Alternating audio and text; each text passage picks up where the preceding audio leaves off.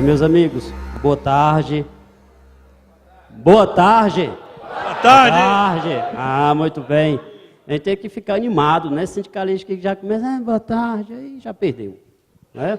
Agora que a reforma passou, vai entrar em vigor, em vigência, no dia 11 de novembro, agora que a gente deve ficar mais forte ainda. A gente não se curva, não. Quero cumprimentar a mesa e, ao mesmo tempo, agradecer antecipadamente, e o faço na pessoa do dileto presidente Antônio Neto, presidente da CSB, cumprimentar todo o auditório, as senhoras, os senhores, os advogados, os sindicalistas, cumprimentar o pessoal de apoio, o pessoal do som, a todo mundo, e renovar os agradecimentos pelo convite e dizer que é uma satisfação vir a Belo Horizonte, estar novamente aqui em Minas Gerais. Nós vamos trabalhar da seguinte forma. Eu vou começar com um vídeo. Na realidade, é um vídeo sobre a apresentação do nosso tema, que é negociação coletiva perante a reforma trabalhista. Eu vou pedir a gentileza de que os senhores e as senhoras observem o vídeo, observem cada slide que integra esse vídeo, porque era do PowerPoint, eu transformei em vídeo, em MP4. Para nós, a partir do vídeo, começarmos a trabalhar juntos.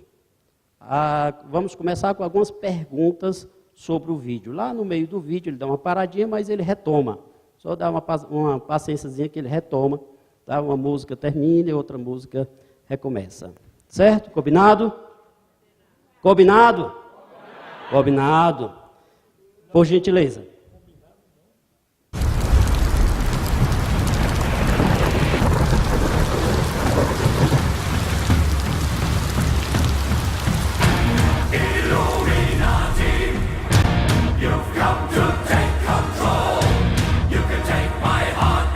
Só pode ser mais alto.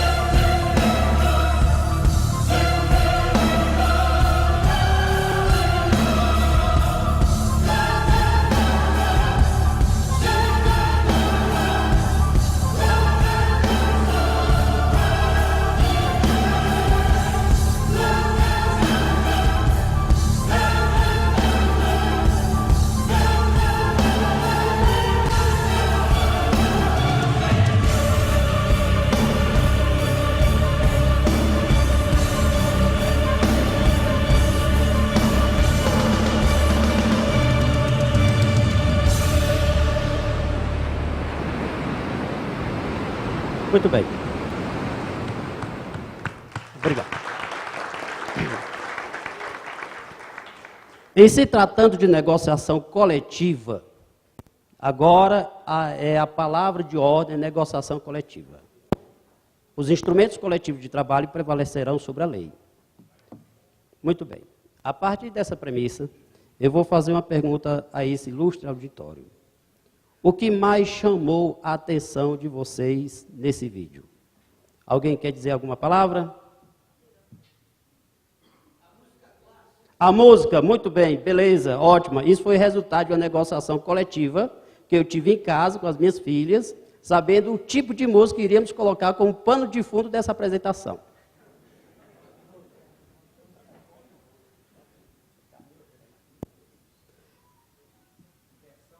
A inversão da pirâmide normativa.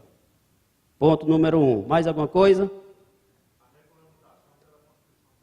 A regulamentação pela Constituição, que continua sendo prevalecente sobre as negociações coletivas. O que mais?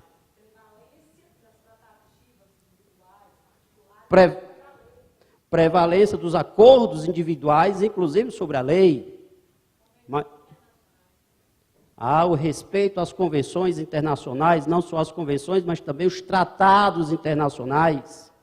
Não só as convenções da OIT, mas os tratados internacionais. Mais algum ponto? Supremacia do interesse público. Os interesses públicos não podem ser alvo de disposição das partes.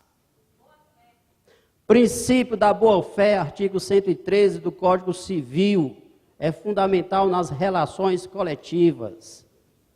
Ainda vamos aprofundar, eu estou só repetindo o que o auditório está falando, para saber se ele realmente estava atento. O que mais? Mais uma, só mais uma. Negociado sobre o legislado, o que mais? A expertise na negociação coletiva. Muito bem. Então, agora é a hora de aprendermos a negociar e aperfeiçoarmos a negociação coletiva. Se o acordo vai prevalecer sobre a lei, significa dizer que esse acordo tem que ser muito bem construído, tem que ser muito bem elaborado, com muita responsabilidade, com muito cuidado e zelo, porque vai prevalecer sobre a lei. O princípio agora é este. Mas nós sabemos demais que esta prevalecência não é absoluta. Ninguém pode negociar direitos indisponíveis, ninguém pode negociar interesses públicos. E assim nós estamos aptos a começarmos a nossa apresentação. Por favor.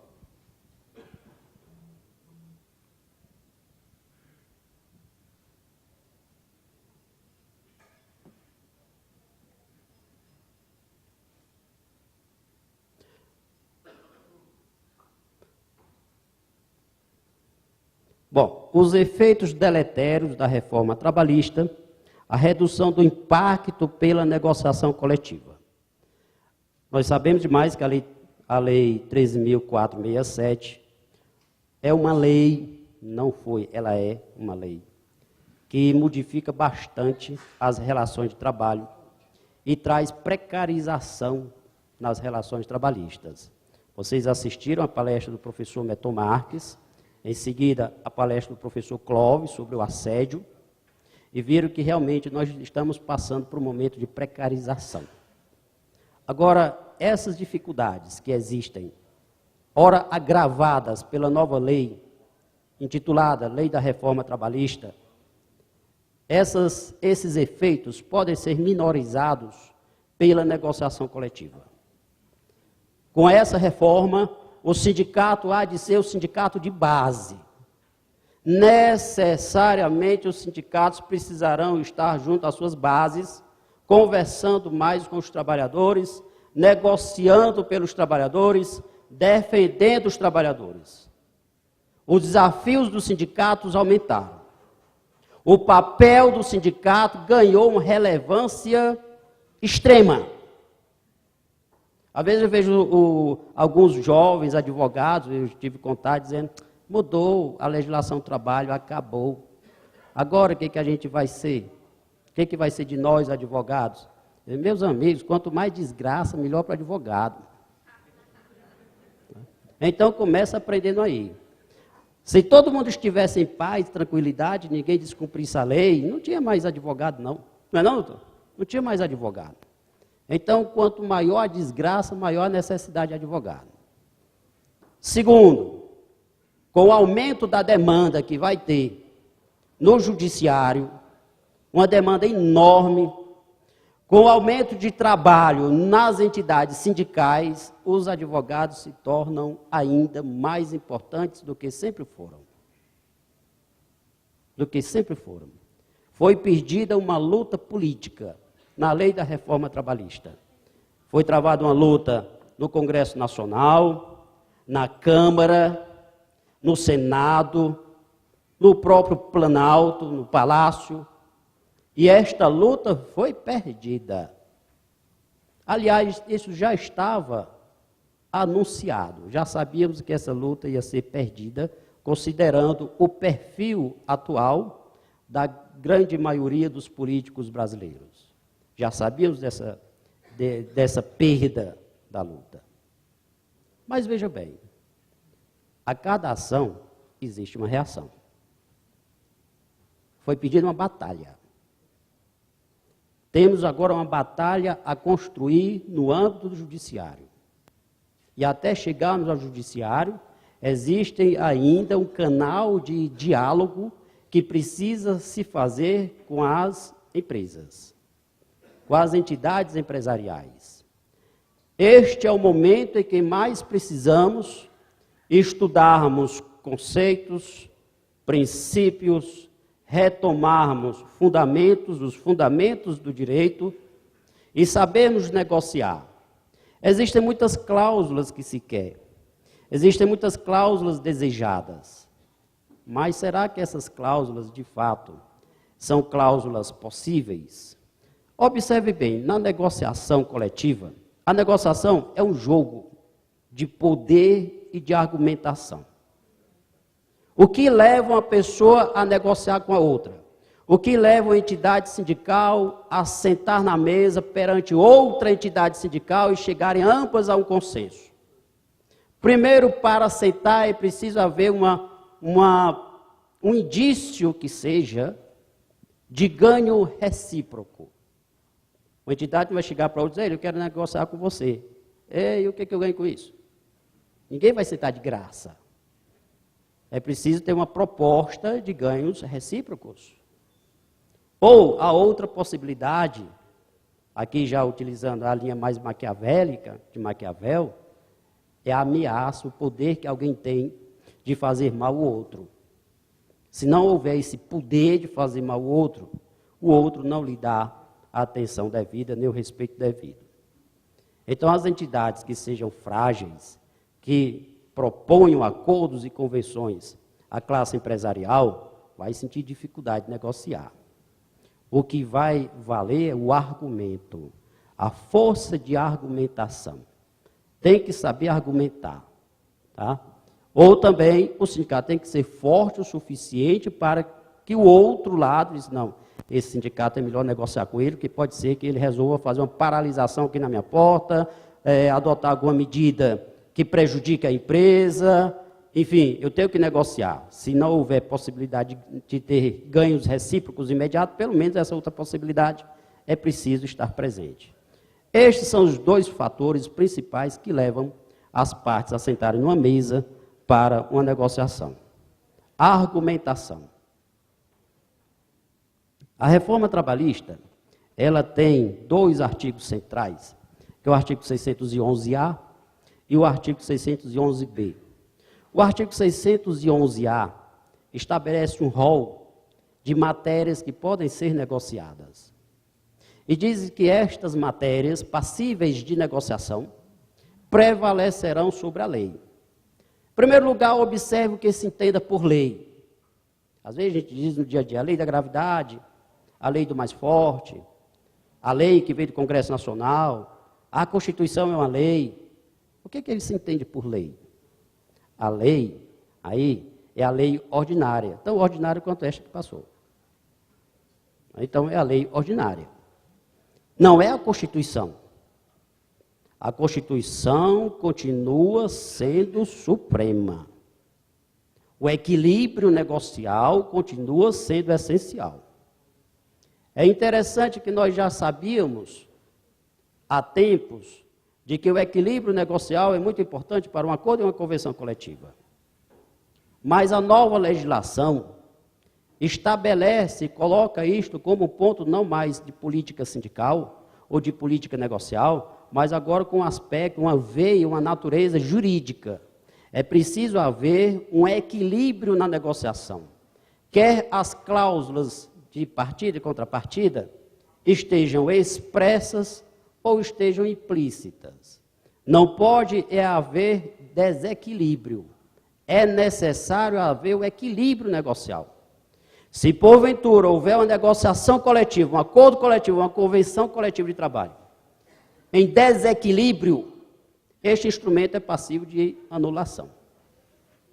Porque a CLT, nessa alteração, está dizendo agora que a ausência de norma, de cláusula explícita, que assegure a igualdade negocial, o equilíbrio negocial, não é razão para nulidade. Ou seja, ao contrário senso, se houver desigualdade, é razão para anulação.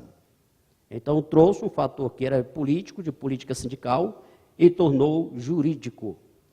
E no momento em que se juridiciza um fato, ele se torna passível de receber o tratamento normativo apropriado, inclusive o de anulação, se assim for a sua consequência. E o artigo 611b estabelece uma série de itens, uma série de situações que não podem ser negociadas. Mas o que diz são 30 itens, se não me falha a memória, nesses 611b, 30 incisos. Diz o óbvio. São incisos que não precisariam estar contidos nessa lei. Por exemplo, o último inciso diz que não pode ser objeto de negociação coletiva tributo. Claro que não pode. Alguém tem dúvida que ninguém pode negociar tributação? Não pode. Diz lá que ninguém pode negociar os direitos fundamentais, as cláusulas pétreas da Constituição, também não precisa. Daí lá dizendo que agora o adicional é de 50%, o adicional de hora extra de 50%, não se pode negociar menos do que isso, também não precisa, está na Constituição. Diz que ninguém pode negociar a proporcionalidade do aviso prévio. Também não precisava, porque já está na Constituição. A lei infraconstitucional não tem poderes para derrogar a Constituição ou revogar a Constituição. Então, desses 30 incisos do artigo 611b, de cara nós tiramos assim 90% desses incisos. São incisos despiciendos. É o que chamamos de inflação legislativa. São dispositivos desnecessários. Mas tudo bem, voltemos para cá e vamos seguir a lei. Amanhã nós temos um curso em que daremos continuidade a esta exposição sobre outros aspectos. Mas vejam bem, com o advento da lei, é preciso que nós compreendamos o texto, o contexto, o sentido dessa norma. E a nossa saída é igual àquele menino, fazer igual àquele menino. O menino está tomando banho, aliás, não quer tomar banho. E a mãe diz, menino, vai tomar banho. Ele diz, não vou. Vai tomar banho, menino. Ele não vai. Chega uma hora que o menino se zanga, diz, é para tomar banho? Pois eu vou tomar banho. A senhora está mandando tomar banho, pois eu vou tomar banho. Aí vai tomar banho, abre o chuveiro, estraga a água, pega o shampoo, derrama, pega o sabonete, faz aquela festa com o sabonete, extravasa tudo. Foi o banho dele. A lei 13.467, nós vamos tomar banho com essa lei. Não tenham medo dessa lei. Essa lei, ela traz desafios, mas ela traz muitas aberturas para que se possa enfrentar esses desafios. A própria questão do custeio, eu vou adiantar um ponto de vista, não precisa ficar correndo atrás de medida provisória não, pessoal. O custeio, a lei propicia formas de os sindicatos continuarem sobrevivendo. E estas formas passam, em sua grande maioria, pela negociação coletiva. Essa lei traz novas cláusulas. A necessidade de novas cláusulas. Quem for celebrar convenção coletiva nova, eu estou dizendo nova, porque as convenções coletivas e acordos coletivos que estejam tramitando, estejam em vigor, não serão automaticamente substituídas as suas cláusulas pela nova lei. O negociado prevalece sobre o legislado. Então, não haverá substituição automática. As convenções e acordos que estão vigorando, continuarão até o seu término, até terminar a sua vigência, até a nova data base. Chegando à data base, é necessário que olhem a lei com os setores jurídicos, chama o advogado e diz, doutor, o que nós vamos modificar na nossa convenção coletiva? Esta lei que chegou aí, o que precisa que nós negociemos agora? Tem cláusulas novas? Por exemplo, uma cláusula que sempre era recriminada, apesar de algumas entidades sindicais repetirem em suas convenções e acordos coletivos, mas sempre se recriminava, era a repetição da lei. De fato, a convenção coletiva e o acordo coletivo não precisavam repetir na lei. Agora, em muitas situações, a repetição da lei vai ser importante. Vai ser importante para ficar clara a intenção negocial e a sua prevalência sobre qualquer lei. A própria garantia que se faz dos instrumentos coletivos de trabalho. Aquela multazinha, o descumprimento da cláusula X, sanção, R$10 de multa. Não, agora repensem essas sanções. Repensem as sanções. Se a negociação coletiva é prioritária e prevalece sobre o negociado, eu vou repetir isto várias vezes, para ficar ainda mais incisivo, é preciso que este instrumento coletivo ele traga consigo elementos de maior garantia de cumprimento. Então, maior garantia de cumprimento. Sanção é uma dessas espécies. Tá? As cláusulas coletivas. Quando se vai para uma negociação coletiva, às vezes tem as cláusulas desejadas, mas nem tudo que é desejado é possível, nem tudo que é possível é desejado. Às vezes a possibilidade está do seu lado, às vezes não está do outro, às vezes é o contrário. Às vezes você quer uma cláusula, mas o outro não quer conceder. A valoração das cláusulas depende de acordo com cada um. E quem está do lado de cá, e o outro lado tem interesse na sua cláusula, o interesse dele não é o mesmo seu. Se você tem um sapato e vai vender o sapato, pode ser que o sapato não seja importante para você, mas seja muito importante para a outra pessoa que quer comprar esse sapato loucamente. E aí o sapato você vai elevar o preço. Você vai vender o sapato com preço diferente. Aquele sapato não é tão importante para você, mas você sabe que é importante para o outro, então saiba vender.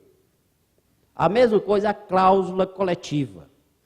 A cláusula coletiva que foi importante para o outro lado, mesmo que não seja tão importante para vocês têm que saber valorizar esta cláusula. Porque o outro lado também faz este mesmo raciocínio. Conhece as cláusulas coletivas, que são importantes para o movimento sindical profissional, e o outro lado, o lado patronal, vai vender mais caro essa cláusula também. Na mesa de negociação, o jogo é esse. É um jogo de pôquer. Às vezes, a primeira mesa de negociação é só para se conhecer, só para tirar um mapa de quem está na mesa de negociação. Eu quero olhar olho no olho, eu quero sentir qual a intenção do outro sujeito. Quem é que vai estar lá presente, quem é que manda na mesa, é importante saber quem é que manda na mesa, para poder se dirigir mais a essa pessoa. Às vezes, numa mesa de negociação, tem 10 pessoas, 10 de cada lado. Mas quem é que manda? Você sabe que tem um que se ele fechar, ele convence os outros. É essa pessoa que é necessária ser identificada e é a ela que se deve dirigir. Tá? Que se deve dirigir. Não quer dizer que vai menosprezar os outros, mas essa pessoa é uma pessoa chave na mesa de negociação. Identificar quais são as cláusulas desejadas de um lado e as cláusulas desejadas do outro. O que o outro lado quer de cláusula? Fazer um mapeamento, cláusula a cláusula. Olha, neste ano, nós não vamos investir tanto nas cláusulas econômicas, porque sabemos que, em razão da economia, das dificuldades da economia, de um modo geral, né, nós não vamos ter muito sucesso nas cláusulas econômicas, mas vamos fazer um mapeamento das cláusulas sociais, ou aquelas cláusulas que não têm uma repercussão direta economicamente. Façam esse mapeamento. Dentro destas cláusulas, quais são aquelas cláusulas que realmente interessam? Quais são as cláusulas que o outro lado pode ter interesse também? Quando se tem uma cláusula de interesse mútuo, obviamente é muito mais fácil de prosseguir a negociação.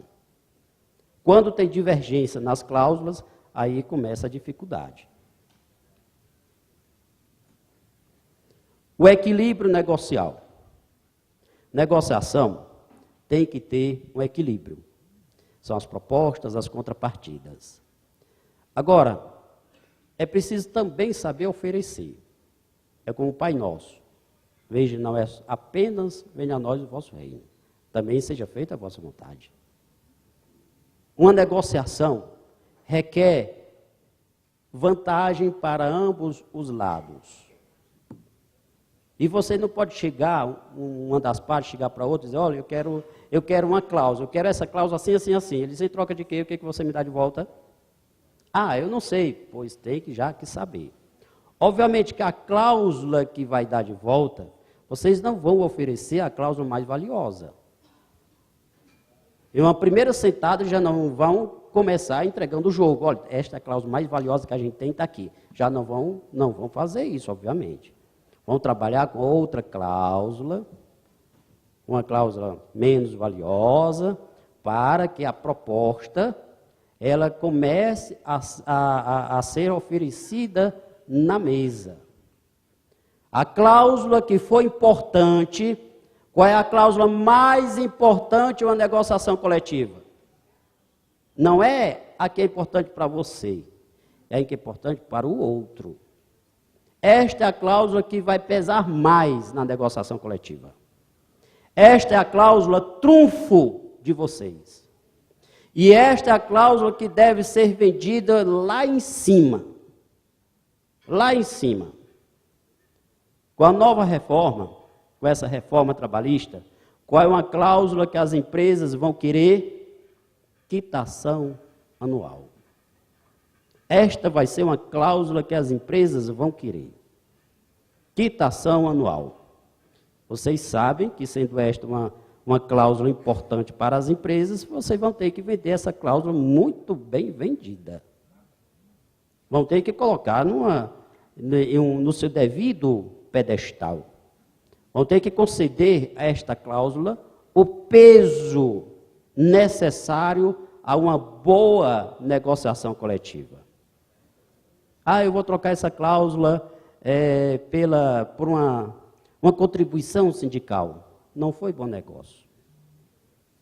Negociaram pouco. Porque esta cláusula ela vai ter um peso muito maior do que apenas uma contribuição. Então, vocês podem conseguir, por uma cláusula como essa, 2, 3, 4, 5 outras cláusulas de volta. Nem sempre o jogo do equilíbrio é cláusula a cláusula, não. Às vezes, a negociação, o equilíbrio está trocar uma cláusula por 5 outras, por 6, por 7, vai depender do peso que ela tem na negociação. Então, saber também oferecer. Saber oferecer. Eu estou acostumado a negociar, principalmente na administração pública, né? Já negocio também algumas vezes, e isto que eu vou falar, ocorre com mais frequência na administração pública. o sindicato profissional, o sindicato de servidores, vai negociar com a administração pública um assunto qualquer, não necessariamente pode ser um reajuste salarial, às vezes são outras questões intestinas da administração. E quem vai negociar com o sindicato, quem é? É o secretário do secretário do secretário do secretário do secretário, que chega lá para negociar, né? Do secretário do prefeito, do secretário do governador. Assim, vem lá alguém lá de última instância, sem menosprezar o cidadão. Mas em termos de poder, de decisão, nenhum. E aí, quando ele senta na mesa, que a gente pergunta, e a administração pública tem proposta? E o que a gente ouve? Não, eu vim aqui para escutar. Meu amigo, para escutar você vai para um psicólogo, não é não? Você vai para um outro tipo de médico, mas você vem aqui para escutar. Você vai escutar uma música, mas vem aqui para escutar. Não tem nenhuma proposta. Não tem nenhuma proposta, tem que ter proposta. E o movimento sindical está deixando passar uma oportunidade exemplar. Está deixando com que a Convenção 151 da OIT, que é auto-aplicável, não tenha esse tiquinho de dúvida, de que a Convenção 151 é auto-aplicável, não precisa de regulamentação.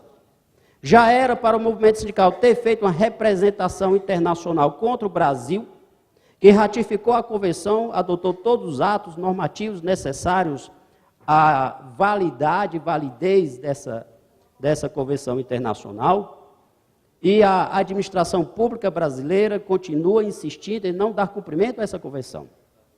Na negociação coletiva, o sindicato profissional, quando senta com a administração pública, parece que a administração pública está fazendo favor. Quando vai para a mesa de negociação, parece que está fazendo favor ao sindicato. Olha, eu estou aqui. E aí, tem proposta? Parece que está fazendo favor. Pessoal, tem que se impor mais. Tem que se impor mais também contra o administrador. Por que vocês não entram com representação criminal contra o administrador? Ação de improbidade. Setor de educação. Quantas vezes surge uma greve? E no setor de educação, principalmente nos municípios, uma greve dura quanto tempo? Dura 15 dias? Na educação? Nada. É meses. Tem greve que dura 3, 4, 5 meses de greve. Quem é o culpado? É o trabalhador?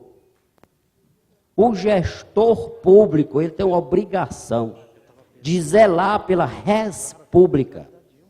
Se ele deixa com que uma greve se estabeleça e permaneça por 3, 4 meses, ele é responsável. Está gerindo mal o dinheiro público. Está propiciando que um serviço público não seja prestado.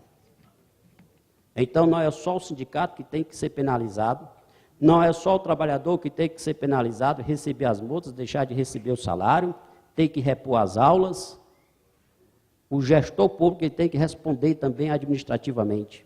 Porque se ele soubesse negociar, e se ele dispusesse a negociar, a greve não duraria isso tudo, não. Muitas greves surgem em razão de uma mesa mal conduzida de negociação, ou da recusa de se negociar. Às vezes a administração pública e também patrões da iniciativa privada não querem sequer sentar para negociar. Sentar para negociar é obrigatório ou não é obrigatório? Se existir um conflito, o mínimo que as partes fazem, o mínimo que elas têm, é o dever de sentar para negociar.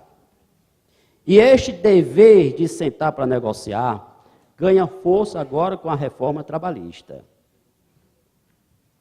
O negociado vai prevalecer sobre o legislado? Então é dever da parte sentar. Pode até ser que não entre em consenso, mas pelo menos sentar para negociar é dever. Teve uma decisão no TRT de São Paulo, já faz aí uns 5 anos, teve uma greve, E as empresas não queriam sequer sentar para negociar. E o sindicato solicitou ao tribunal, o sindicato de trabalhadores, que o tribunal determinasse a empresa a sentar para negociar. A empresa se recusava a sentar. E o tribunal concedeu a liminar. Foi uma única sentada, fizeram acordo. Uma única sentada, fizeram acordo. Este, sim, é um papel importante que o judiciário precisa desenvolver. E os sindicatos precisam também requerer mais. Às vezes eu acho o sindicato ainda muito bonzinho com algumas coisas, ainda deixa de requerer algo, às vezes só vai para a justiça só com dissídio coletivo, estou falando de conflitos coletivos, só ajuizar o dissídio coletivo, que a pior ação que se tem é o dissídio coletivo. A pior ação para o movimento sindical é o dissídio coletivo. Tem várias outras ações paralelas que podem ser ajuizadas. E isso tem que ser explorado. A força de barganha, proposição de cláusulas, o que se pode oferecer, o que interessa ao outro lado, é aquele mapeamento que eu falei para vocês. Tem que saber mais ou menos o que o outro lado quer. E o que ele quiser, vocês não vão oferecer logo, não. Quando perceberem que o outro lado está desesperado por uma cláusula, e aí esta cláusula vai ser uma cláusula vendida bem cara. Tem que ter cuidado também, que às vezes o outro lado está doido por uma cláusula e fica fazendo doce, né? Como dizendo, não quero não. Para nós não é importante. Doido pela cláusula. Né? Aí vocês precisarão ter a sensibilidade de perceber se aquela cláusula realmente é importante para ele, se ele quer ou se não quer. Uma das técnicas de se saber se as empresas querem ou não a cláusula, o tamanho que quer a cláusula, é dizer assim, não, então tudo bem, não vamos suspender as tratativas, a gente retoma na outra semana, ou daqui a 3 dias, e neste ínterim vocês tentam os acordos coletivos, ou então tentam dialogar com alguma empresa, sobretudo uma empresa que não seja afiliada ao sindicato patronal, que aí ela vai abrir o jogo, aí ela vai dizer se essa cláusula é importante ou não. E com essa informação, numa outra sentada na mesa de negociação da convenção, e aí podem trazer este assunto à tona. Aqui o mapeamento de cláusulas, veja, existem cláusulas essenciais, cláusulas que são importantes, mas não são essenciais, cláusulas secundárias, aquelas que se vierem bem, também se não vierem vai fazer falta nenhuma, e os falsetes. Os falsetes são as iscas que se colocam numa mesa de negociação. Aquelas cláusulas que faz de conta que são importantes ou para vocês, porque isso pode, de repente, o outro lado desvia a atenção do outro lado, e o outro lado, essa cláusula é importante para ele. Espera aí, deixa eu ver aqui como é que eu faço. Né? Aí vai lá, desvia a atenção, na realidade vocês estão trabalhando numa outra frente. Os falsetes não ferem o princípio da boa-fé. Fazem parte do jogo. A gente chama isso de botar o bode na sala. Colocar o bode. Colocar o bode. Então os falsetes fazem parte desse jogo e são importantes os falsetes. Um falsete é importante que se dê divulgação. Ah, está aqui. Esta é a cláusula, tá? Tem que dar divulgação. É diferente das cláusulas essenciais. As cláusulas essenciais não digam jamais que é uma cláusula essencial. Numa mesa de negociação, você dizer assim, não, mas essa cláusula aqui, essa cláusula para nós é essencial. Você entregou o jogo. Entregou o jogo. Aí o outro, é essencial, essa aqui vai ser cara. Não é? Então, não diga o que é essencial. Se o outro lado perceber, tudo bem. Não é? Mas não diga que é essencial. Quem quer comprar, apresenta defeito, né? Não tem isso? Quem quer comprar, apresenta defeito nas coisas, né? Eu lembro que meu pai sempre foi muito educado, meu pai muito fino, meu neto. Meu pai é um gentleman, muito educado, já falecido, que Deus o tenha, eu sei que Deus o tem. E eu lembro que ele tinha um fusquinha, lá nos anos 70, todo dia de manhãzinha ele estava lá, limpando o fusquinha. 5 horas da manhã, ele acordava, ia lavar o fusquinha, ia fazer um polimento no fusquinha, e o pessoal doido para comprar o fusquinha dele, porque sabia que ele era zeloso, embora ele corresse demais, a velocidade máxima dele era 30 quilômetros, era um Ayrton Senna, né? Ele corria muito. E todo mundo doido pelo fusquinha. Uma vez eu estava lá limpando o fusquinha, e aparece um senhor e começa a olhar. Não diz nada, ele também não falava muito gentil, né? Não disse nada. Numa certa altura o senhor disse, seu Chico, o senhor percebeu que tem um arranhãozinho aqui perto do para-choque? Ele olhou com a gentileza dele e disse, estou querendo vender não. Acabou logo aí, só estou querendo vender não. Aí o sujeito já destreinou, saiu por ali. Tá? Então, quem quer comprar, desdenha. Quem quer comprar, desdenha. Tá? Isso é preciso ficar muito, muito atento. Às vezes o outro lá diz assim, não sei para que vocês querem essa cláusula V, olha, essa cláusula não serve de nada, essa cláusula não sei o que. Opa, aí você chama atenção, peraí, por que essa pessoa está colocando tanto problema na minha cláusulazinha? Né? Isso não é à toa, não.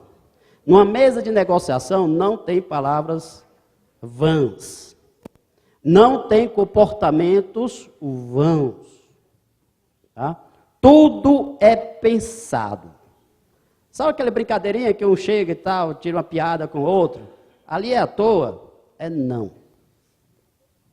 Quando se vai para a mesa de negociação, você vai para a mesa de negociação. Ah, eu vou aqui para a mesa de negociação, chegar lá, Deus me ilumina, né? Aí eu sei conduzir. Mesa de negociação, para ser bem feita, requer uma preparação antes. Requer uma preparação. Tudo requer preparação. Pessoal, eu sou mediador.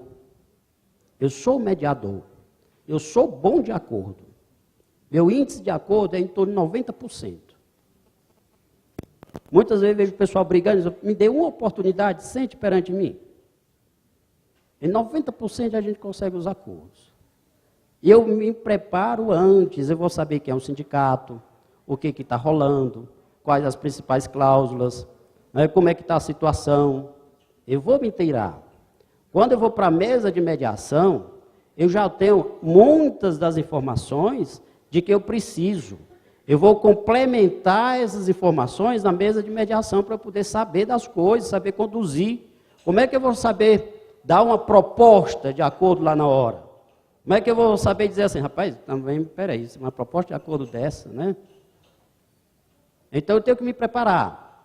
As entidades sindicais também têm que se prepararem. Os advogados têm que se prepararem. Se preparar juridicamente, se preparar politicamente. Uma negociação talvez seja 30% jurídico e o resto é econômico, é político. Mas esses 30% jurídico pode definir muita coisa ali. Uma mesa de negociação que está colocada na mesa é apenas uma pontinha do problema. Nunca todos os problemas são colocados numa mesa de negociação. Na mesa colocar só uma pontinha dos problemas. Eu fui negociar uma vez e tinha o sindicato de patrão, o sindicato de trabalhadores e a negociação não andava. Já estava com as 2 horas, 2h30, a negociação não andava. Sempre que um dos sindicatos fazia uma proposta, o outro pulava lá longe. Não deixava nem sequer terminar a proposta. E o outro lado, quando ia fazendo a contraproposta, o de cá dizia, não aceitando. Eu dizia, rapaz, deixa primeiro terminar, né, para a gente entender a proposta. Não, doutor, mas eu já sei, não quero, ninguém aceita não. Eu disse, mas eu não sei. Eu não conheço a proposta, deixa ele terminar, tá bom, ele vai terminar, mas já estou logo dizendo que a gente não aceita. E era assim, 2 horas mais ou menos, 2h30. Aí chegou o momento que eu disse, não, eu acho que o que está por trás desta mesa de negociação deve ser algo muito grave. Como é que eu faço? Vou fazer o seguinte, né? Peguei os advogados, era uma advogada e um advogado, de um lado e de outro. Ele disse, olha, eu quero um momentinho reservado só com os advogados. Então, os 2 advogados já tinham sido meus alunos, é uma vantagem de ser professor, Neto. Né? Quase todo mundo é aluno da gente, com a continuação do tempo. E Aí eu fiquei só com eles, olha, o que está rolando mesmo nessa mesa? Não, professor Gerson, a gente não vai contar. Eu disse, não, mas vocês têm que me contarem. Quero saber o que está acontecendo. Como é que eu posso conduzir uma mesa de mediação se eu não souber o que está acontecendo? Não, professor, não. Talvez nem dê certo, né, essa negociação. Não, eu não desisto, pessoal. Negociação, eu não desisto. Quando a negociação chega para mim, é distribuído, eu já abro a negociação dizendo, eu tenho que conseguir um acordo. Eu abro a negociação com isso aqui, com esse propósito. Às vezes as partes vão desistir, eu disse, não, peraí, você não vai desistir agora não. Eu estou tendo todo o trabalho, tive um procedimento aqui, instaurado no Ministério Público, aqui, sentado com vocês, né, podendo estar lá na praia, tomando uma cerveja, no meio da negociação, vocês vão embora? Não, agora eu vou me vingar, agora vocês vão ter que ficar aqui. Né? E eu conversei, olha, me conte o que está rolando. Até que chegou um momento que um advogado olhou para o outro, né, para outra, e disse, a gente conta para o professor? Conta, então vamos contar. Aí contaram, professor Gerson, na realidade, não vai sair acordo. Os ânimos estão muito acirrados. Eu sei por quê. Porque tem um presidente pegando a mulher do outro. Eu disse, e é recíproco? É recíproco. Vamos fazer acordo também. Vamos fazer o acordo, não tem problema.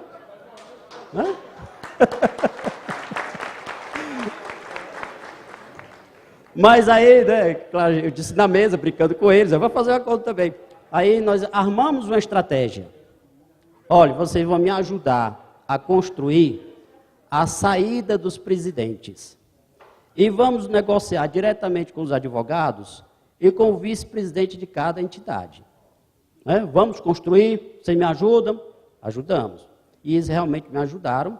A gente conseguiu tirar os 2 presidentes, deixamos os advogados e os vice-presidentes, e saiu o acordo. Olha, foi meia horinha depois só, saiu o acordo. Bem facinho. Então, o problema que está por baixo, às vezes, é até mais importante do que o que está na mesa. Uma palavra dita de modo equivocado, ou em um momento inoportuno, pode comprometer uma negociação coletiva. E mais, a negociação no âmbito da Justiça do Trabalho, do Ministério Público do Trabalho, das relações intersindicais, são negociações anuais. Tem uma negociação hoje, mas você tem que fazer uma negociação já pensando para o próximo ano. As relações que são construídas hoje têm que ser relações estáveis para que no próximo ano os mesmos sujeitos estejam dispostos a sentar e negociar de novo. Se essa relação intersubjetiva for comprometida neste ano, para o ano vai ter problema. Eu participei de uma negociação coletiva, em que já tínhamos tido, acho que umas 4 sentadas, mais ou menos, e precisamos de uma outra sentada. Quando foi na outra sentada, os patrões chegaram, a diretoria dos patrões, do sindicato patronal, e disse, doutor Gerson, a gente veio aqui só em consideração ao senhor, mas nós queremos dizer que estamos saindo da negociação. Nós não vamos mais aceitar a negociação. Não fica assim, sem convenção coletiva, não negociamos mais. Mas por que vocês não querem negociar? A gente vinha dentro de um processo de construção, devagarzinho, né? Concilia uma cláusula, concilia outra, e de repente, viu pessoal? E de repente, por que desandou? E aí eles não disseram bem direito, não, a gente foi ofendido, nós fomos ofendidos e não concordamos com isso. Eu fui atrás, saber qual era a ofensa. Tudo bem, liberei, tudo bem, não tem mais negociação, é ato voluntário, bilateral, se um dos lados não quer negociar, não tem por que se prosseguir a negociação. Então saíram. Eu fui perquirir o que tinha acontecido. Um dos sindicalistas de trabalhadores, empolgado com a assembleia que foi fazer, as assembleias que foi fazer, às vezes a pessoa pega o microfone e se empolga demais, fala além da conta. E às vezes o sindicalista fala para a plateia, fala para o que a plateia quer ouvir. Aí dá aquela, eu sou sindicalista, né? E ele, no momento de descontrole emocional, disse assim, aquele presidente patronal, aquele aleijado, o rapaz, o presidente patronal, o senhor, ele tinha um problema na perna, uma deficiência, ele caxingava, mancava da perna. Né? Precisava de uma grosseria dessa. Resultado, vocês sabem demais que as assembleias costumam ser gravadas, alguém costuma estar assistindo, às vezes é filmado. E alguma dessas pessoas que filmou, levou para o presidente do sindicato patronal, ele disse, olha aqui o que o sindicato profissional está falando do senhor. E aí o sujeito, não é? Um coxinha lá, né? Não sei, né? E aí o presidente do sindicato patronal se zangou, né? Tinha a razão dele. Os diretores do sindicato patronal o acompanharam, em razão daquela grosseria, e saíram da mesa de negociação. Isso foram 2 anos sem ter negociação.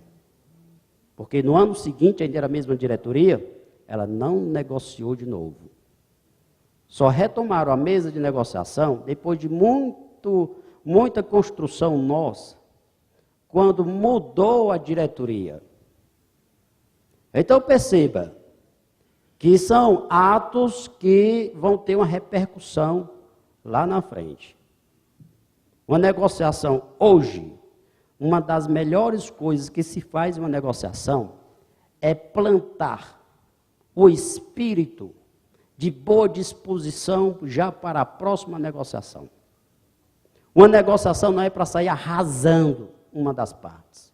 É para sempre ser uma construção da negociação seguinte. Esses métodos, forma de proposição, forma de rejeição, momento adequado, sujeito da proposição ou da rejeição. Existe a maneira de se fazer uma proposta. Quer dizer, e aí, rapaz, tu vai pegar ou não vai pegar essa proposta? Peraí, não, é a mesma negociação. Então tem que ter a forma apropriada, tem que ter um momento. Algumas propostas podem ser oferecidas no começo da mediação, às vezes mais no meio da mediação, a depender de como a mediação, a negociação venha se desenvolvendo, não é? Do avanço. À medida que a negociação vai avançando, aí as cláusulas, né, podem ir surgindo, a construção dessas cláusulas. A forma de rejeição é tão importante, talvez até mais, do que a maneira como a cláusula é proposta. Eu já vi em mesa de negociação, às vezes uma das partes, ou de patrão de empregado, faz uma proposta, que realmente às vezes não é uma proposta muito boa, não. E o outro lá diz assim, você não quer negociar não, rapaz, você vê com um negócio desse, é coisa de vagabundo. Ou seja, você fechou, não vai mais vir proposta de nada. Tá? Então, a forma de se rejeitar uma proposta, olha, essa proposta, o senhor sabe que não passa na nossa Assembleia. Né? Então, nem adianta o senhor propor esta cláusula, nesses termos, o senhor sabe demais que não passa na Assembleia. É melhor a gente construir uma outra cláusula, aprimorar essa cláusula, né? Olha, vamos dar um tratamento mais realístico. Tem que ser uma forma, meus amigos e minhas amigas. Tem que ser uma maneira em que você desarma o outro. Não é para você armar mais o outro. Você tem que desarmar os ânimos. Você tem que desarmar o cidadão. Se alguém agride um sindicalista, assim, com uma palavra, o sindicalista dá uma lição de moral, sabe? Com uma palavra muito mais responsável. E outra coisa, o sindicalista ele está ali, mas ele representa dezenas, centenas, milhares de trabalhadores, ele não tem direito de ter raiva, não. Ao menos de expressar a raiva, ele não tem este direito. Se ele expressar uma raiva, perder o controle, ele está prejudicando milhares de trabalhadores que dependiam ou dependem daquela negociação coletiva. Então, ele não tem este direito. Se um sindicalista é muito esquentado e vai para a mesa de negociação, A melhor coisa que ele faz é dizer assim lá na mesa, olha, eu vou ficar aqui, mas advogado, então outra pessoa da diretoria, ó, vocês tomam de conta dessa negociação. Porque se ele participar, pode ser que ele faça besteira. Tá? Pode ser que ele faça besteira. Isso não é nenhum demérito. Tem que ter o propósito de negociar. E você tem que desarmar o outro. Aí vai desarmando. Vai desarmando, desarmando. Tá? E os sujeitos, né? Os sujeitos. Lembra do policial bom e o policial mau? Uma mesa de negociação nunca é bom ir só um sindicalista ou só um e o seu advogado. É bom ir mais de um diretor.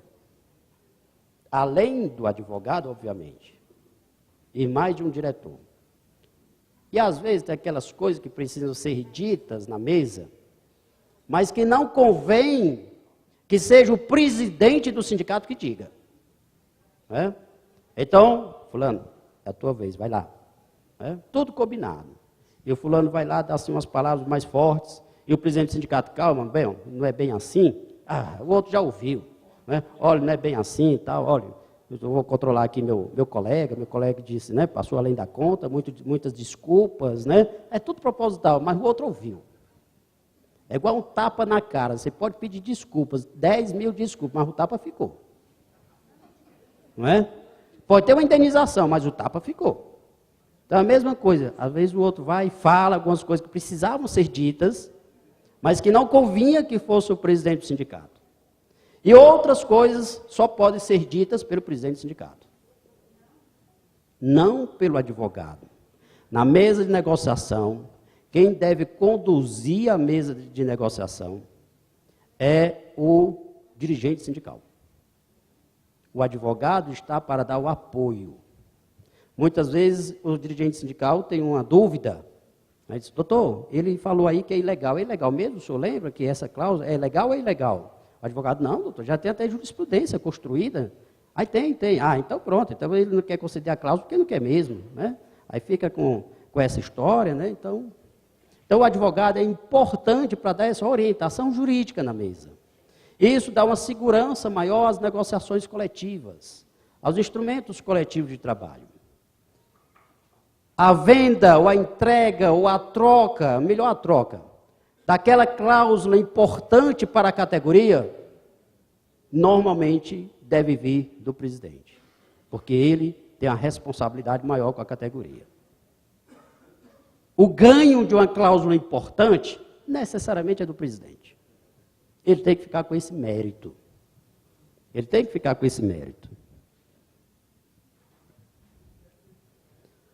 Eu estava há um mês, quase um mês, numa negociação coletiva.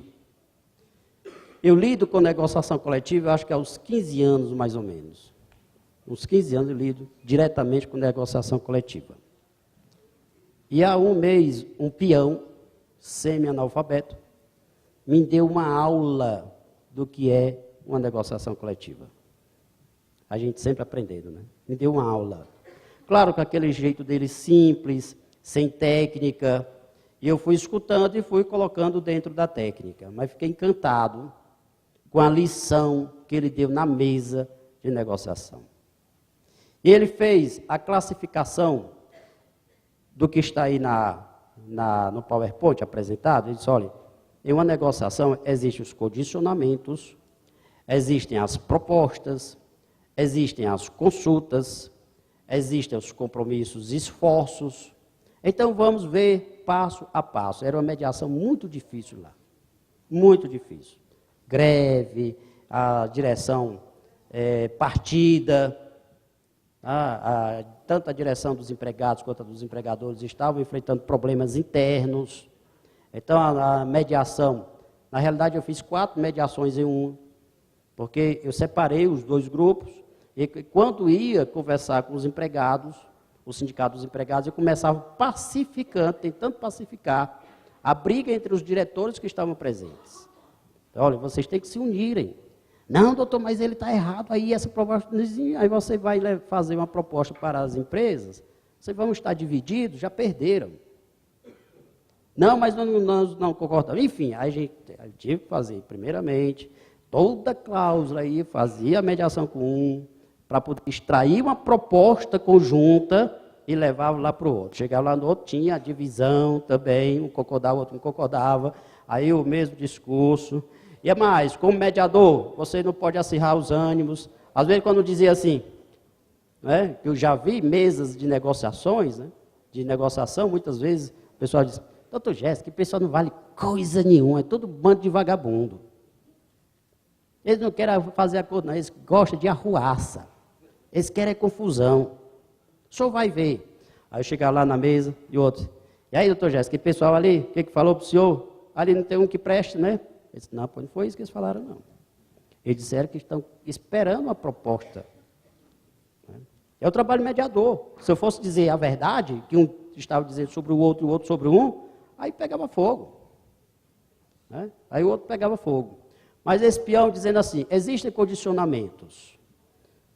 Condicionamentos, eu vou dar um deles. Às vezes tem uma greve, canal de negociação fechado. E o que as empresas fazem na greve? A gente só senta se a greve for suspensa. Né? É a condição para a gente sentar, para a gente voltar à negociação. E o que os empregados dizem?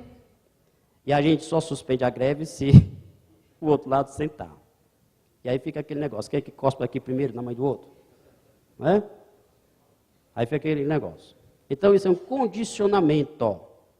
São condições para sentar, não é a cláusula. Aí vem as propostas. Tem as propostas que são feitas na mesa, hora de por um sindicato, hora pelo outro sindicato. E as partes vão fazer as consultas, muitas vezes são consultas imediatas, não são nem assembleias, são consultas que precisam ser feitas com as lideranças. Quando se tem uma paralisação coletiva, em vários pontos, mas em cada ponto tem um líder. Então a consulta, às vezes até pelo celular, pelo WhatsApp, olha, fulano, tem uma proposta aqui, você acha que passa aí? O que é que você entende, né? E aí a pessoa responde para esse grupo que está aqui na mesa de negociação, são consultas. E para a Assembleia, existem os compromissos, os esforços. Vocês sabem demais que se a diretoria que estiver sentada na mesa de mediação, na mesa de negociação, se ela concordar com as propostas e ela for defender essa proposta, a possibilidade de ser aprovada na Assembleia é enorme, não é? É enorme. Então, o compromisso de se defender a proposta na Assembleia. E isto integra a boa-fé das relações negociais. Eu já vi também alguns sindicatos patronais me procuraram, né, algumas vezes, e disseram, doutor Jéssica, agora não tem condições de a gente negociar com o sindicato profissional, sozinho, não tem. Nós só negociamos na presença do Ministério Público. Mas por quê? Vocês têm que negociar fora do Ministério Público. A gente aqui é uma instância excepcional. Mas, doutor, porque a gente não confia. Ele chega, diz uma coisa na mesa, vai lá fora, na Assembleia, e defende outra. Então, assume alguns compromissos na mesa, e chega na Assembleia e defende uma coisa totalmente oposta. Isso compromete a negociação. Aí, resultado, todas as negociações de algumas categorias, né, que envolvem esse sindicato, o pessoal só faz na procuradoria, porque lá a gente faz tudo direitinho, tem a ata, a essa hora o fulano tossiu, cofe, né? Então a gente coloca tudo na ata direitinho, não é aquela reunião que tem, não fica ata, fica lá, a gente coloca tudo direitinho. Né? Tudo direitinho. E as minhas atas são as atas mais democráticas do mundo, porque quando eu termino a ata, eles dizem, doutor, leia aqui, chama os advogados, lê a ata, tá bom? Doutor, eu tenho uma alteração, pois sente aqui e digite, pronto. O senhor digite, não tem problema. Ele chega, o advogado, bota ali a língua do lado e vai digitar. Ele faz a ata, eu vou fazer uma revisão, doutor, isso aqui realmente foi o que ocorreu, também não vou deixar, obviamente, ele colocar o que não ocorreu na audiência, né? Mas colocando o que estava na audiência, vai lá, coloca o jeito dele, Chegou outro lá também, doutor, eu quero acrescentar também. Não tem problema, o direito é igual, ó, não tem bicho, nós estamos aqui para negociar, a gente está para facilitar, não é para complicar não. A gente está para facilitar, sente aqui, o cara sente, chega e termina também, ajuda a ata, é desse jeito. É dessa forma as negociações. Uma negociação, quem vai participar de negociação e de mediação, tem que ir para resolver. Tem que ir para resolver. Porque os obstáculos já são naturais. Então tem que ir com o ânimo desarmado e próprio a desarmar o outro. Sabe que numa mesa de negociação, muita gente engole sapo. E tem que saber engolir sapo. Quem não sabe engolir sapo, não consegue resolver problemas. É lógico que existem limites, não é? Hã? É um sapinho, né? Quem gostar de um sapão, né? Também ninguém pode chegar aí e ficar só recebendo porrada e não reagir, não. Tem as reações também, né? Às vezes é necessário ter uma reação, assim, com jeitinho, na medida de uma proporção adequada, né? Sempre com bom senso, né? O interesse em negociar, ele muda de uma mesa para outra, de um ano para o outro. Tem o timing da negociação. Eu fiz uma audiência, uma negociação no dia de sábado. Aliás, eu faço negociação, meus amigos, não tem dia. Né? Não tem dia. A minha mulher está por ali, ela sabe disso. Eu faço dia de domingo, de madrugada, né? Então, eu não tem dia. É sábado, domingo, de manhã, de madrugada, enquanto for necessário, eu estiver sendo útil, eu estou lá. E nós fizemos uma negociação de uma categoria que estava em greve. Era a categoria do setor rodoviário, transporte urbano. Já vinha essa greve se arrastando, chegou o momento que a greve ficou muito desgastada. E as relações entre os sindicatos também estavam uma relação muito desgastada. Mas o pessoal acaba me tendo muita atenção. E eu disse, olha, vamos fazer mais uma última sentada, só umazinha, uma última. Sábado, 9 horas da madrugada. Né? No sábado, 9 horas da madrugada, né? No sábado, 9 horas da madrugada. E o pessoal foi. Aí chegou lá, conversa vai, conversa vem, proposta vai, proposta vem, e aí, aquele negócio todo, enfim. Surgiu uma proposta. E as empresas disseram, olha, esta é a nossa última proposta, não tem mais como a gente avançar. Mas a nossa diretoria também, nós temos problema dentro da diretoria. Esta proposta é para aceitar agora. A gente estava prestes a uns jogos, uns eventos que ia ter em Fortaleza, e o transporte urbano era necessário, né? Mais ainda, né? Só se for feito agora. E o sindicato profissional disse, mas como é que eu vou dar a resposta agora? Eu tenho que consultar meu pessoal. Tenho que fazer as assembleias. A gente vai fazer o seguinte, a assembleia é estado permanente? É estado permanente, não tem problema. Você vai aos terminais de ônibus, conversar com os trabalhadores, a gente suspende a audiência, já era quase meio-dia, e a gente retoma lá para 5 horas da tarde do sábado. E para não perder o timing, pessoal, uma proposta razoável tinha sido colocada em mesa. Os patrões disseram, olha, nós não podemos sair daqui mais. É a nossa última proposta. Eles olha, corram para fazer as assembleias. Vão ouvir os trabalhadores. 5 horas a gente senta aqui de novo para saber se a resposta dos trabalhadores foi positiva ou não foi positiva. E nos sentamos às 5 horas da tarde, às 17 horas, e a resposta foi positiva. Fizemos uma convenção coletiva, em termos de cláusulas razoável, em termos de relação, foi excelente, porque retomamos a uma boa convivência entre os dois sindicatos, o que teve repercussão nos anos seguintes. Mas era o time. Não podíamos perdermos o time. Certo? Eu participei de outra negociação. Veja, as coisas têm que ser razoáveis também. Deve estar com uns 4 anos. Não lembro se era um acordo, se era uma convenção, eu acho que era uma convenção. A representação empresarial colocou na mesa, imagine há 4 anos, colocou na mesa a proposta de reajuste salarial de 15%. Tá bom ou tá ruim? Maravilha. Há 4 anos, 15%, tá bom. Né? E o sindicato profissional, né, um senhorzinho que foi com um advogado ainda muito novo, nada em relação à juventude dele, mas é porque era ainda jejuno no direito, recém-formado, né? E principalmente direito sindical, pessoal, direito sindical requer uma atenção maior, uma qualificaçãozinha maior, não é?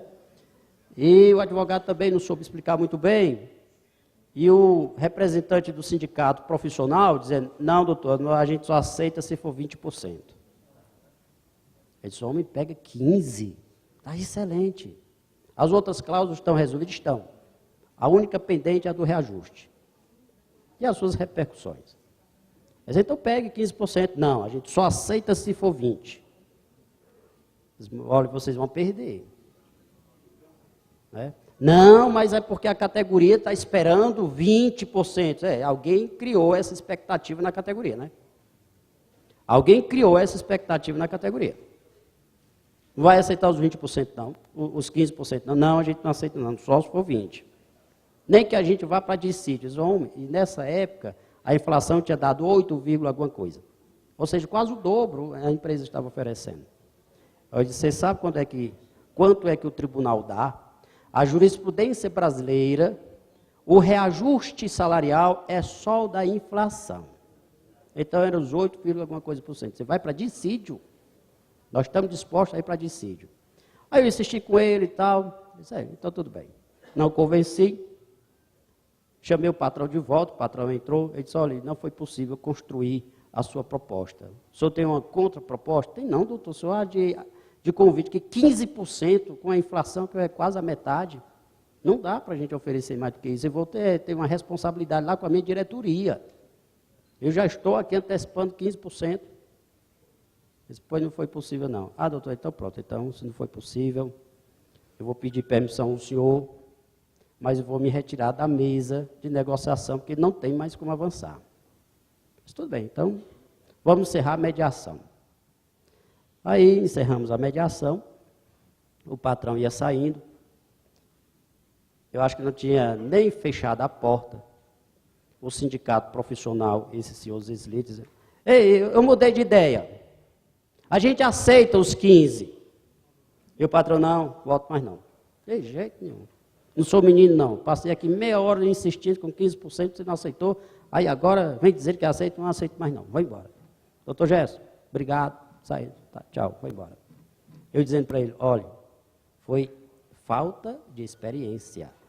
Falta de bom senso. Você perdeu o tempo apropriado para você dar uma resposta. Você tinha tudo nas mãos, o índice espetacular de 15%. E você, não sei por que razão, né, você perdeu essa oportunidade. Mas, doutor Gerson, o homem, é porque ele é vaidoso, ele poderia ter voltado. Eu, sinceramente, não voltava mais também, não. Eu não voltava mais também, não. Né? E aí, perdi o contato com ele, não sei mais o que foi que aconteceu com essa negociação. Então, o timing. As propostas, elas são feitas dentro de um quadro, dentro de um tempo, certo? Não são aleatórias, não vale para todo o tempo. Tem o tempo das propostas. É saber encontrar esse timing. Assim como tem o timing de oferecer as propostas, tem o timing de receber essas propostas e dar um pronunciamento a seu respeito.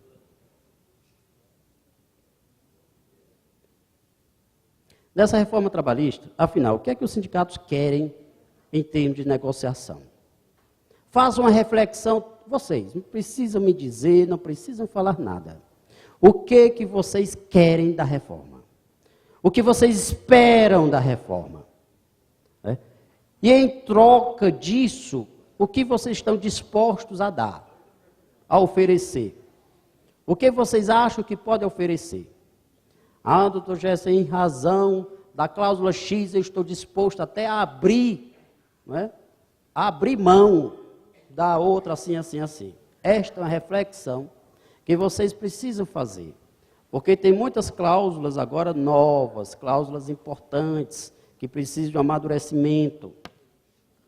O que é que as empresas querem? Hoje em dia, meus amigos, olha, eu coloquei 3 casos. O que é que as empresas querem? As empresas vão querer quitação anual, elas vão querer segurança nas rescisões, elas vão querer intervalo para alimentação de 30 minutos, porque ainda está valendo de 1 hora até 2 horas para a jornada superior a 6, mas o 611A permite a redução desse intervalo para 30 minutos, depende de negociação coletiva. É uma cláusula importante também para as empresas. Claro que isso depende de setor para setor. Então, vocês podem colocar isso em uma negociação coletiva. Mas, professor Gerson, será que a quitação anual interessa ao movimento sindical? Será que é vantajosa esta cláusula? Eu colocar lá assim, olha, agora todo ano, as empresas poderão levar os trabalhadores, né, com os documentos embaixo do braço, até o sindicato, para o sindicato analisar e dar uma quitação anual. É possível, juridicamente é possível. Convém. Vocês se lembram da cláusula não era 12 por 36, embora tenha acontecido também a 12 por 36, mas o banco de horas. O banco de horas, acabou o movimento sindical, não estou entrando no mérito se foi certo, se foi errado, mas o movimento sindical construiu uma imagem de que quem tinha banco de horas era pelego. Não é? Criou-se essa imagem. E nós sabemos que em alguns setores era importante, em outros realmente era pelegagem, enfim, tem várias situações. Mas se criou essa imagem, que foi que a lei fez. Hoje, o banco de horas não precisa mais nem sequer ser objeto de negociação coletiva. Pode ser negociado diretamente com o trabalhador individual, lá no contrato individual de trabalho. E a quitação anual vai passar pelo mesmo problema. Pode ser que os sindicatos que celebram a cláusula permitindo a quitação anual seja taxado de pelego. Mas é uma cláusula que pode ser importante para o movimento sindical. Esta cláusula ela pode ser bem trabalhada e ela tem um significado importantíssimo para a categoria e para o sindicato. É saber trabalhar esta cláusula. Como é que é o sistema moribundo, eis que perderá o vigor no dia 11, né, dia 10, né, de novembro. Como é que é atualmente? Atualmente, o sindicato profissional só tem contato com o seu trabalhador no dia da rescisão, né, em razão do artigo 477, parágrafos da CLT. O sindicato não tem acesso ao trabalhador. No dia da rescisão, ele vai lá no sindicato, porque a lei manda, às vezes reforçado por uma convenção ou acordo coletivo. E o sindicato é a única vez que tem um contato com o trabalhador, porque ele não consegue ter acesso à empresa, a empresa faz questão de manter esse distanciamento entre o empregado e o seu sindicato, por razões óbvias. Mas a quitação anual é todo ano. É uma possibilidade o sindicato ter o contato, pelo menos anualmente, com os seus trabalhadores. Todo mundo da categoria. As empresas querem essa quitação anual, porque dando a quitação anual, se o sindicato der a quitação anual, pronto, ela já se livra de qualquer pendência que pudesse vir a ser discutido ou discutida na Justiça do Trabalho. Agora, o que vocês poderão fazer para simplesmente dizer, é quitação anual, o empregador traz aqui o empregado, coloca debaixo do braço, traz aqui e a gente vai dar a quitação. Não, aí vocês poderão estabelecer algumas regras. Por exemplo, presença pessoal do trabalhador. Primeira coisa, olha, doutor, nós só concordamos com a quitação se ele vier aqui pessoalmente. Que nós queremos conversar com ele. Outra, se a empresa encaminhar com antecedência todos os documentos, comprovante de FGTS, INSS, de depósito, de pagamentos, de tudo. Outra, a cláusula coletiva estabelecerá que não poderá ser alvo de quitação anual os direitos indisponíveis e os direitos personalíssimos. Não pode ser alvo de quitação anual. Enfim, vocês pegam esta cláusula e vocês podem trabalhar esta cláusula. Não vão simplesmente entregar, simplesmente, o sindicato concorda com a quitação anual. Não é isso. É pegar a quitação anual e regulamentar a quitação anual. E aí muitos de vocês, eu garanto, vocês estão pensando assim, professor Gés, eu posso cobrar? Estou mentindo? Eu posso cobrar? Pode. Se você não cobrar, você é besta. Cobre. Vocês vão estar prestando um serviço. Vocês vão precisar ter uma pessoa para analisar os documentos lá no sindicato, conversar com o trabalhador, vai ter agenda, vocês vão estipular um calendário. Olha, quando é que completa um ano? No aniversário de admissão de todo um. E aí, então, vai ter, quase todo dia vai ter gente lá no sindicato, vocês cobram. Quem é que vai pagar? É o trabalhador que vai pagar? Não, vocês já estão fazendo muito pela empresa. Isso aqui interessa a empresa, ela que pague. E aí, quanto é que vocês vão cobrar? Sei lá, vocês imaginam aí um valor razoável, não é? Veja aí se faz um percentual em cima do salário dele, se é um percentual em cima do todo que vão quitar, se é uma quantia fixa, se é R$50, se é R$40, se é 100, né? Enfim, isso aí é uma atribuição de vocês. Mas eu estou dizendo de que esta cláusula pode ser uma cláusula que, se for bem trabalhada, uma cláusula espetacular para o movimento sindical. E quando o trabalhador for lá, em 2018, você pode dizer assim, olha, meu filho, você já é filiado ao sindicato? Isso ou não? Mas, rapaz, a gente está trabalhando por você. Né? Olha aqui, vem conhecer nosso sindicato. E aí é a hora de vocês convencerem o trabalhador a se filiarem ao sindicato. Se ele disser, eu não gosto do sindicato, eu detesto o sindicato. Eu detesto. Eu sou primo do Bolsonaro. Não quero o sindicato na minha vida. Todo sindicato é bandido. Tudo bem, tudo bem. Tudo bem, não vou esquentar com isso não. Mas nós estamos prestando serviço a você. Nós temos aqui as nossas despesas, mensalidades. Você quer pelo menos doar alguma coisa aqui para o sindicato? Pelo menos quer autorizar um desconto, né, na sua empresa, dentro do seu salário? Nem precisa você se filiar não. Você quer autorizar? Olha, autoriza, isso aqui tudinho, ó, que a gente tem aqui. Isso aqui depende de vocês. Enfim, aí tem que convencer o trabalhador. E aí, ao invés de o sindicato ir lá na base, procurar o trabalhador, conversar de um por um, para tentar convencê-lo a se filiar, as empresas vão mandar para vocês. Certo? Vão mandar para vocês. Agora, esta cláusula é uma cláusula importante para a empresa. Você então diz, essa cláusula é importante para nós, né? Nós é muito importante. Mais importante é para a empresa. Então, uma cláusula como essa, não vão trocar por outra, não. Vão trocar por uma série de outras coisas. Por exemplo, a gente concorda com essa quitação. Mas queremos também que a empresa dê a oportunidade de acesso, certo? Do sindicato à empresa para conversar com seus trabalhadores. Queremos ter esse acesso. Queremos uma cláusula que diga assim, as empresas, se for convenção coletiva, as empresas se disporão a apresentar ao sindicato em até 10 dias os contratos individuais do trabalho por eles solicitados. Tá?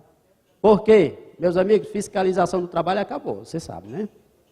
Fiscalização do trabalho acabou, não tem mais fiscalização, está faltando gente, faltando estrutura no Ministério do Trabalho, né? Os fiscais de trabalho são gente muito boa, muito competente, tem muito interesse, são esforçados, mas não tem gente suficiente, não tem dinheiro, o Ministério está sucateado. Então, o sindicato vai precisar assumir este papel de fiscalização de alguma forma. E se esses documentos forem remetidos a vocês, vocês poderão verificar em cada um deles aquela cláusula compromissória para os empregados que ganham um salário diferenciado, cláusula compromissória de arbitragem. Deixa eu ver esse contrato aqui que tem uma cláusula compromissória de arbitragem. Será que é um contrato válido, realmente? Como é que foi firmada essa cláusula compromissória? Eu quero ver. A jornada 12 por 36, banco de horas. Espera aí, eu quero ver, você tem banco de horas lá, firmado com cada um dos trabalhadores? Não é acordo coletivo, não, nem é convenção, não. É com cada um dos trabalhadores. Pois eu quero ver esses contratos com cada um dos trabalhadores. Eu quero ver. Então, troquem por outras cláusulas. Troquem por outras cláusulas. Existem muitas cláusulas que a Lei 9 está sugerindo. E vocês podem sair ganhando nessas cláusulas. Professor Gerson, o que o senhor acha de nós criarmos uma cláusula de arbitragem? Eu, particularmente, professor Gerson, já vou dizer que eu sou contra a arbitragem individual no direito do trabalho. O que o senhor acha? Bom, vamos analisar aqui. Primeiro, a arbitragem no plano coletivo já é permitida pela Constituição, não tem problema. A arbitragem no plano individual, a lei está dizendo que é possível para alguns trabalhadores. Aqueles trabalhadores que possuem um diploma, né, de nível superior, e que possuem um salário pelo menos igual a 2 vezes o maior benefício da Previdência Social, que hoje em dia dá algo em torno de 11 mil uns quebrados. Né? Sabe o que as empresas estão fazendo? As empresas já estão organizando, criando e organizando comissões de arbitragem. Quem é que vai fazer essa arbitragem? Quem serão os árbitros? Eles têm capacidade? Eles têm imparcialidade? Como é que o trabalhador vai chegar lá? Né, nessa comissão de arbitragem? Então, regulamentem. Olhem, nas condições do artigo 507B, acho que é 507B, não é? Nas condições do artigo 507B, os árbitros serão indicados por ambas as partes, sindicato profissional e sindicato empresarial. Ou serão escolhidos de comum acordo árbitros, para não deixar tudo nas mãos das empresas. Elas vão usar da arbitragem. Não vão dizer, eu sou contra a arbitragem, mas elas vão usar. Doutor Gerson. Então você previna. E se a gente criar com o patronal uma câmara de arbitragem e formar dirigentes trabalhadores e dirigentes patronais como juízes arbitrais? Eu acho uma ideia. A escola pode nos ajudar nisso? Para atender o 507B. Né? O 507B. Aí eu acho uma boa. Porque senão, Neto, as comissões de arbitragem vão ser só patronais. Isso. A escola poderia nos ajudar a preparar curso de formação de árbitros dirigentes sindicais. O patrão que cuide dos dele, mas nós temos que preparar os nossos. Ótimo. Certificar-nos para que nós sejamos árbitros. Tenho mais uma demanda para a escola. Nós temos um curso de arbitragem, até vamos oferecer curso de arbitragem no próximo mês, lá em Fortaleza, para uma entidade sindical que solicitou a escola. É um curso de 4 dias, um curso curto, 4 dias, manhã e tarde. Mas nós já estamos preocupados com a arbitragem. Né? Dizer assim, você é a favor da arbitragem? Meus amigos, a arbitragem agora está na lei. Né? O que nós devemos agora é ter cuidado para que essa lei não seja mal utilizada. Não seja mal utilizada. Essa ideia que o presidente da CSB está dando é uma ideia maravilhosa, boa, como sempre as ideias que tem lançado. Então são ideias boas, vamos preparar as pessoas para ser árbitras. A arbitragem tem um campo imenso no direito do trabalho. Ainda deve estar com uns 15 dias, Neto. Eu participei de uma arbitragem. Uma entidade sindical estava em disputa eleitoral, e agora, em disputa eleitoral, eu só participo como árbitro, porque não vou trabalhar, tá o meu sangue de uma eleição, vocês sabem que é muito trabalho. A gente tem um trabalho danado para depois ir ao judiciário, questionar os atos que eu fiz. Não, se quiser que eu atue, nem eleição, é como árbitro. Então, nós participamos agora recentemente de mais uma arbitragem. Mas eu sempre venho procurando estimular as entidades sindicais a terem as suas instâncias de arbitragem. Né? Eu participo como árbitro, o pessoal confia em mim, doutor Gerson, o senhor pode ajudar, você me aceita como árbitro? Aceitamos, então tudo bem, eu vou ajudar a trabalhar com vocês, né? E vou trabalhar. Agora, as próprias entidades podem trabalhar também com procedimentos e institutos de arbitragem. Então, vocês, voltando aqui, retomando, vocês perceberam o quanto existe de cláusulas possíveis novas, o quanto tem de minúciazinhas, não é? Que vocês poderão explorar na negociação coletiva. Professor Gerson, o que o senhor acha de mais algumas cláusulas, por exemplo? Eu acho que...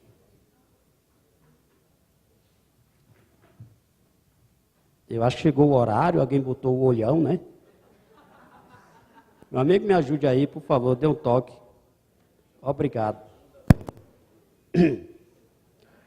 O que o senhor acha, doutor Gerson, de a gente colocar ultratividade? Coloque a ultratividade. Ponha a ultratividade. Não está mais, tem a decisão do Supremo Tribunal Federal, que proíbe a ultratividade, mas proíbe num contexto diferente do atual. Hoje em dia, o negociado prevalece sobre o legislado. Então, é perfeitamente possível que as partes, de comum acordo, estabeleçam a ultratividade. Agora, veja bem, como é que você convence o outro lado a querer uma ultratividade?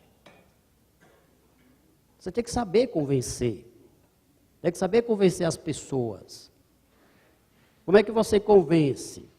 Você tem que mostrar para ela o que ela vai ganhar com esta cláusula.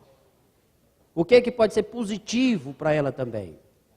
Olha, pode ser muito positivo. Se for uma convenção coletiva, a convenção coletiva funciona como um guarda-chuva e garante uma certa igualdade de tratamento no setor econômico.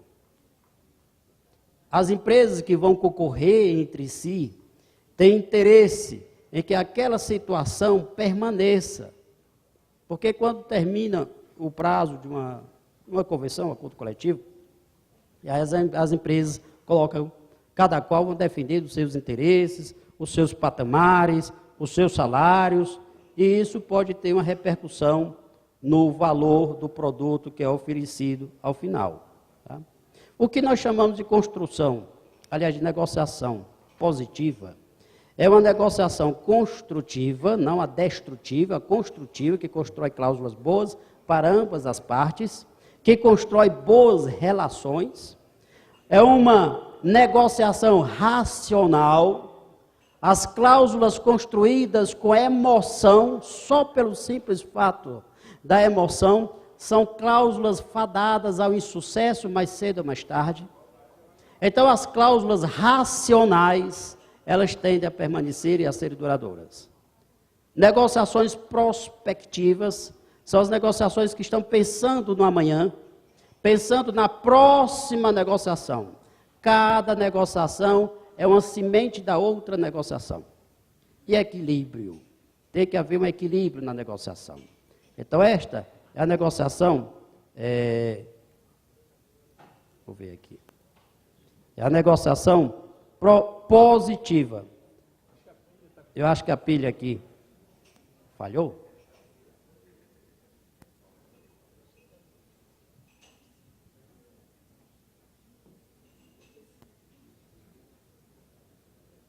Por favor, alguém pode dar uma dedada ali? Lá ali.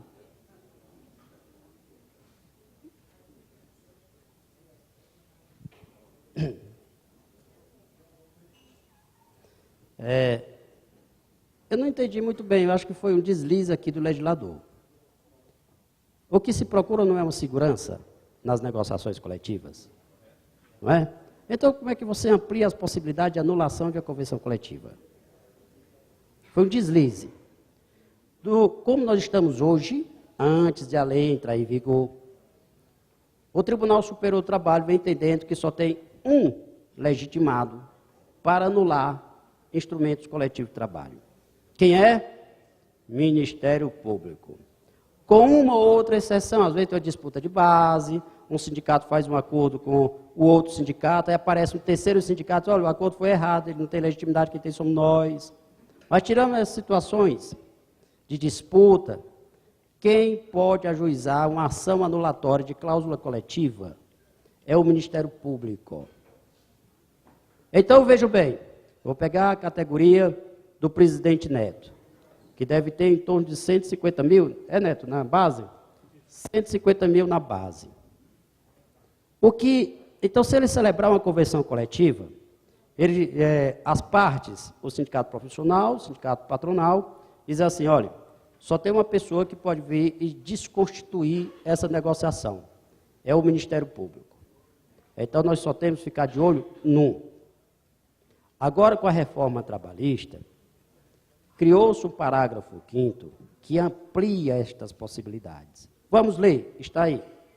Os sindicatos, subscritores de convenção coletiva ou de acordo coletivo de trabalho, deverão participar como litígios consortes necessários em ação individual ou coletiva. Olha, apareceu individual, que tenha como objeto a anulação de cláusulas desses instrumentos.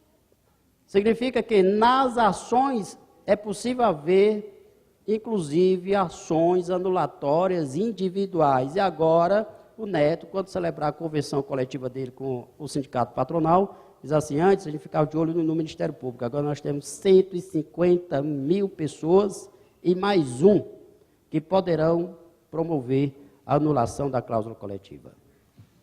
E aí, algum sindicato, aliás, algum advogado, algum trabalhador, às vezes alguma oposição dentro do sindicato, só para melar o instrumento coletivo, só para fragilizar, pode entrar com ação anulatória só para prejudicar. Quando for véspera de um processo eleitoral, então imagine aí o que pode acontecer. Isso foi um deslize do legislador. Mas, enfim, é o que está aí. Então, abriu, escancarou as portas da anulação. As ações anulatórias de cláusulas coletivas e de cláusulas individuais. Aqui não é a mesma coisa do slide anterior. O slide anterior, eu tratei da possibilidade, muito obrigado, amigo. Eu tratei da possibilidade de ações anulatórias serem ajuizadas pelas pessoas individualmente, pelos trabalhadores ou empregadores individualmente. Aqui eu estou falando das cláusulas que constarão dos acordos individuais de trabalho. Tá? Não é possível haver acordo individual de trabalho, haver alteração das cláusulas desses acordos. A jornada 12 por 36 é celebrada diretamente agora, vai ser celebrada entre a empresa e o seu trabalhador. O banco de horas, uma série de outras coisas que podem ser negociadas. Pois bem, essas cláusulas individuais que integram o contrato individual de trabalho também podem ser anuladas.